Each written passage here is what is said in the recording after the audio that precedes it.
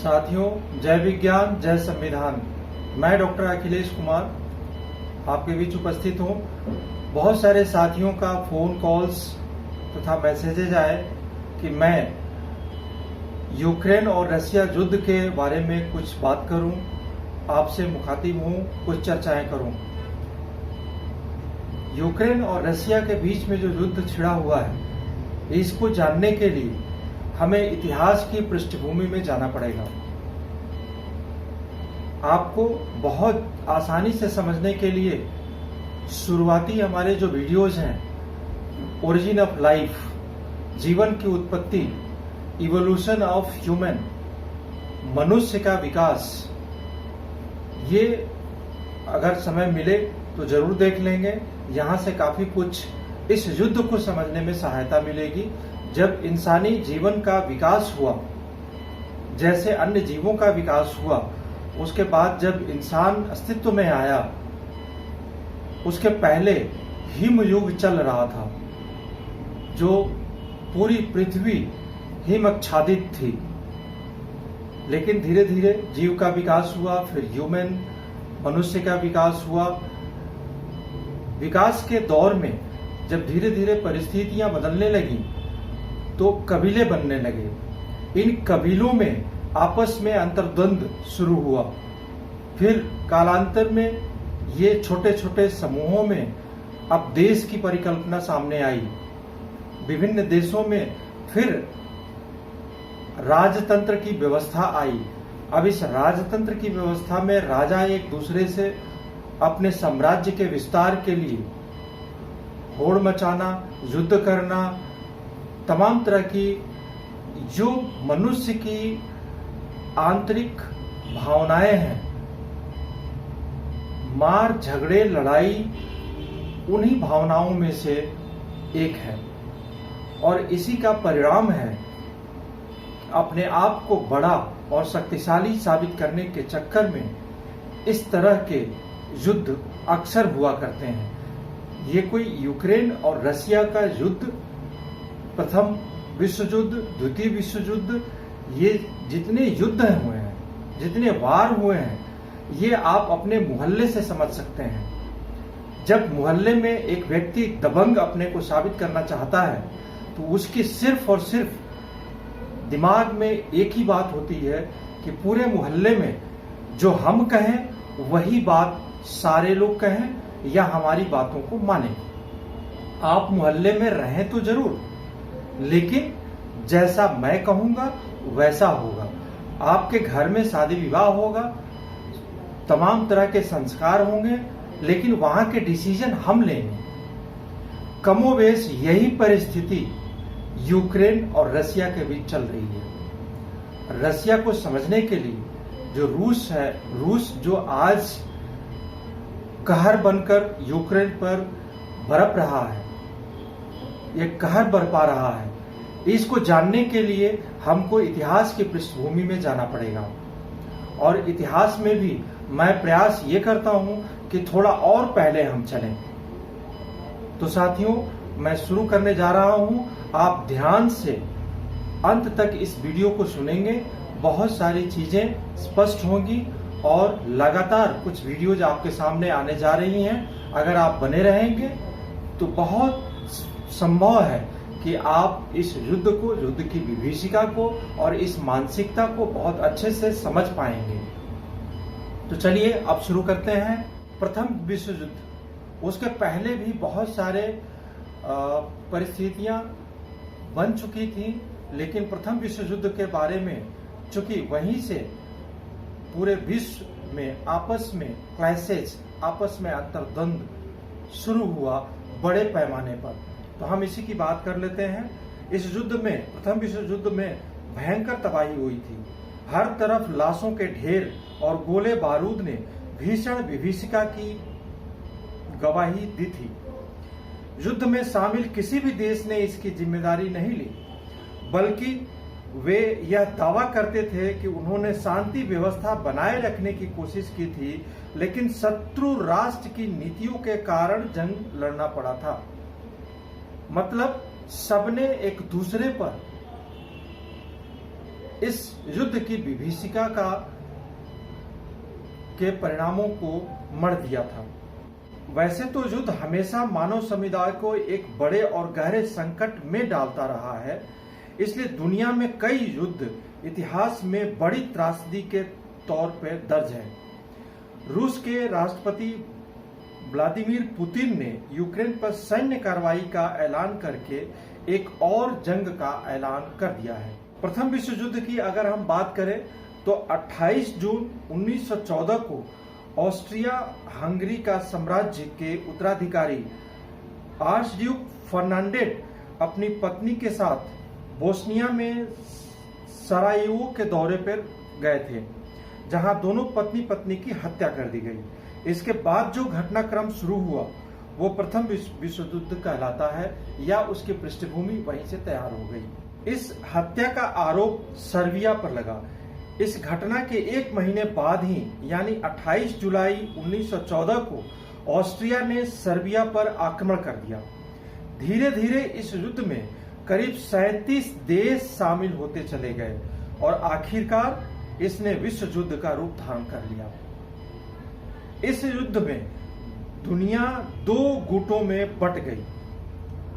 ध्रुव राष्ट्र यानी central power का नेतृत्व जर्मनी ने किया था, जिसमें ऑस्ट्रिया, हंगरी, इटली, बुल्गारिया आदि देश शामिल थे। वहीं मित्र राष्ट्र जिसे एलाइड फोर्सेस कहा गया, इसमें ब्रिटेन, फ्रांस, रूस, अमेरिका, जापान आदि देश थे। अमेरिका 1917 के बाद इस युद्ध में शामिल हुआ। 1914 से 1918 तक यह युद्ध चला, जिसमें यूरोप, एशिया और अफ्रीका तीन महाद्वीपों के जमीन, जल और आसमान में यह युद्ध लड़ा गया था। करीब 7 करोड़ सैनिक इस युद्ध में लड़े थे, जिसमें जर्मनी की हार हुई थी। पहले विश्व युद्ध के लिए यूं तो 28 जून 1914 को ऑस्ट्रिया हंगरी साम्राज्य के उत्तराधिकारी आर्चड्यूक फर्नांडेट की हत्या को प्रमुख और तात्कालिक कारण माना जाता है, लेकिन इतने बड़े युद्ध के लिए सिर्फ यही वजह नहीं थी, बल्कि इसके कई और घटनाक्रम थे जो विश्व युद्ध के लिए जिम्मेदार थे। जैसे इसके लिए जर्मनी के नई अंतर्राष्ट्रीय विस्तारवादी नीति को भी दोष दिया जाता है। जैसे आज के परिवेश में अगर आप देखें तो चाइना और रशिया का जो विस्तारवादी नीति है, कहीं न कहीं चाइना ताइवान पर जिस तरह से कर रहा है, ठीक उसी प्रकार रशिया ने यूक्रेन के साथ अभी किया है। यह विस्तारवादी नीति का नतीजा है। एक विस्तारवादी नीति उस समय हुई लेकर के जब जर्मनी आया था तो पहला विश्व युद्ध हुआ, और ठीक उसी तरह से अब यह कहने में कतई गुरेज नहीं है कि तीसरे विश्व युद्ध का आगाज हो चुका है। दरअसल 1890 में जर्मनी के नए सम्राट विल्हेम द्वितीय ने एक अंतर्राष्ट्रीय नीति शुरू की, जिसने जर्मनी को विश्व शक्ति बनाने की कोशिश की थी। और वाकई यही दृश्य चल रहा है आज के परिवेश में, जब रशिया विश्व शक्ति बनने के लिए बहुत ही उतावला है। इसी का परिणाम रहा कि विश्व के अन्य देशों ने जर्मनी को एक उभरते हुए खतरे के रूप में देखा, और फिर दुनिया दो गुटों में बंटती चली गई। 20वीं सदी में प्रवेश करते ही विश्व में हथियारों की दौड़ शुरू हो गई थी। वर्ष 1914 तक जर्मनी में सैन्य निर्माण में बहुत इजाफा हुआ। ब्रिटेन और जर्मनी दोनों ने इस दौरान अपनी नौसेना की ताकत भी काफी बढ़ा ली। इस वजह से युद्ध में शामिल देशों को और आगे बढ़ने में मदद मिली। अब प्रथम विश्व युद्ध की वजहों पर अगर निगाह डालें तो प्रथम विश्व युद्ध होने के एक और वजह किसी प्रभावशाली अंतर्राष्ट्रीय संस्था के अभाव को भी माना जाता है। चूंकि उस समय कोई प्रभावशाली अंतर्राष्ट्रीय संस्था नहीं थी। हालांकि इसके विपरीत आज को देखें तो तमाम विश्व में तमाम जगह लोग पूरे देश चर्चा में मशगूल हैं। नाटो नाटो नाटो एक संस्था तो है, उसके बावजूद भी ये युद्ध छिड़ गया यूक्रेन और रशिया का। उस समय ऐसी कोई संस्था मौजूद नहीं थी जो साम्राज्यवाद, सैन्यवाद और उग्र राष्ट्रवाद पर नियंत्रण कर विभिन्न राष्ट्रों के बीच संबंधों को सहज बनाने में मदद कर सके। हालांकि आज के परिवेश में एक बहुत अच्छी व्यवस्था होने के बावजूद रशिया द्वारा यूक्रेन पर आक्रमण को रोका नहीं जा सका है। उस समय विश्व का लगभग प्रत्येक राष्ट्र अपनी मनमानी कर रहा था। इस वजह से यूरोप की राजनीति में एक प्रकार की अराजकता की स्थिति बन गई थी। अब हम उन कारणों को समझने की कोशिश करते हैं कि इस लड़ाई को प्रथम विश्व युद्ध क्यों कहा गया, विश्व युद्ध क्यों कहा गया। इस लड़ाई में भाग लेने वाले देशों की संख्या, इसका क्षेत्र जिसमें वह लड़ा गया, इससे हुई क्षति कि अभूतपूर्व आंकड़ों और बड़ी मानवीय त्रासदी के कारण ही इसे विश्व युद्ध कहा गया। माना जाता है कि प्रथम विश्व युद्ध की वजह से करीब आधी दुनिया हिंसा के चपेट में आ गई थी। इस दौरान लगभग 1 करोड़ लोगों की मौत हुई थी, जबकि 2 करोड़ से ज्यादा लोग घायल हो गए थे। इसके अलावा बीमारियों और कुपोषण जैसी घटनाओं से भी लाखों लोग मारे गए। इस युद्ध में 70,000 भारतीय सैनिकों ने अपनी कुर्बानी देकर ब्रिटेन को ऐतिहासिक जीत का तोहफा दिया था। यह युद्ध साल 11 नवंबर 1918 को आधिकारिक रूप से जर्मनी के सरेंडर करने के बाद समाप्त हो गया। इसी कारण 11 नवंबर को प्रथम विश्व युद्ध का आखिरी दिन भी कहा जाता है। इसके बाद 28 जून 1919 को जर्मनी ने वर्सावा की संधि की, जिसे शांति समझौता भी कहते हैं, उस पर हस्ताक्षर किए। इस कारण उसे अपनी भूमि के एक बड़े हिस्से से हाथ धोना पड़ा। साथ ही उस पर दूसरे राज्यों का कब्जा करने की पाबंदी लगा दी गई और उसकी सेना का आकार भी सीमित कर दिया गया। जीतने वाले सभी देशों ने एक मत से यह तय किया था कि इसका पूरा हर्जाना जर्मनी भरेगा। इस युद्ध के समाप्त होते होते दुनिया के 4 बड़े साम्राज्यों रूस, जर्मनी, ऑस्ट्रिया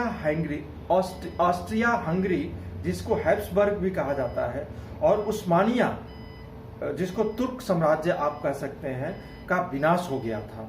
इसके बाद यूरोप की सीमाएं फिर से निर्धारित हुई और साथ ही अमेरिका भी एक महाशक्ति के रूप में दुनिया के सामने उभरा।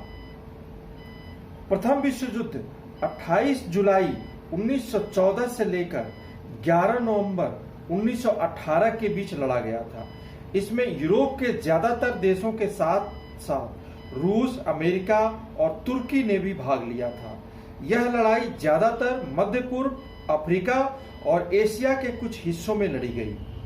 इस लड़ाई में भारत से करीब 13 लाख सैनिकों ने भाग लिया था। इनमें से 74,000 से अधिक सैनिकों ने अपनी जान गंवाई और हजारों घायल हुए। भारत के कुल सैनिकों के करीब 1/3 उस समय पंजाब प्रांत से थे। तो इस प्रकार आप समझ सकते हैं कि ये प्रथम विश्व युद्ध जो हुआ था वो कुछ और नहीं था, सिर्फ इंसान की उस मूर्खतापूर्ण वर्चस्व की लड़ाई थी। इसी के साथ अभी फिलहाल के लिए मैं आपसे विदा लेता हूं। बहुत बहुत आभार, बहुत बहुत आपका आभार, बहुत बहुत धन्यवाद। और इस रशिया और यूक्रेन जो वर्तमान में युद्ध चल रहा है, इसको और विस्तार से समझने के लिए आप देखते रहें। अगले वीडियो को जरूर देखें, इससे आपको स्थिति और स्पष्ट होगी। जय विज्ञान, जय समीर।